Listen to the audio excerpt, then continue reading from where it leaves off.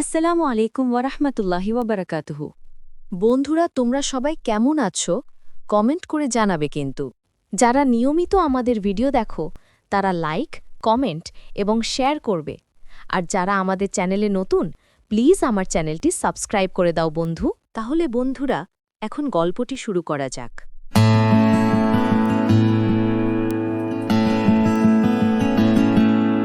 একসময়ে এক ছোট্ট গ্রামে থাকত রাফি নামে এক বালক। তার স্বপ্ন ছিল পাইলট হওয়া, কিন্তু বাস্তবতা তার স্বপ্নের সামনে পাহাড়ের মতো দাঁড়িয়েছিল। কেননা সে ছিল খুবই দরিদ্র পরিবারের সন্তান। রাফি আকাশের দিকে তাকিয়ে বলল, না, একদিন আমি এই আকাশে উড়ব, আমার নিজের প্লেন থাকবে। মা হাসি দিয়ে বলল, হ্যাঁ বাবা, স্বপ্ন দেখো আর কঠিন পরিশ্রম করো। স্বপ্ন একদিন সত্যি হবেই ইনশাল্লাহ।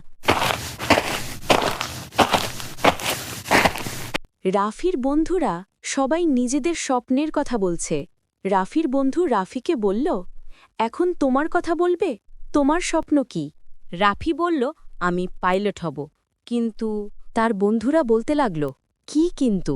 কোনো কিন্তু নয়, দুর্বলতার কথা বলো না, সাফল্য একটা সিদ্ধান্তের নাম, শুরু করো আজ থেকেই। মা রাফিকে জড়িয়ে ধরে বলল, পড়াশোনা থামানো যাবে না বাবা, আমার দোয়া আর তোর মন তোকে অনেক দূর নিয়ে যাবে। রাফি ছোট্ট একটি স্টল খুলেছে, নিজের আঁকা ছবি ছোট কাগজের প্লেন বিক্রি করছে। আয় জমিয়ে জমানো শুরু। লোকজন আশ্চর্য হয়ে বলতে লাগল, এত ছোট ছেলে, স্বপ্নও বড়, মনও বড়। কঠোর পরিশ্রম, সংগ্রাম আর অবিচল বিশ্বাস, রাফি আজ সফল। বিমান চালনা স্কুল থেকে সেরা পাইলটের ডিগ্রি পেয়েছে রাফি।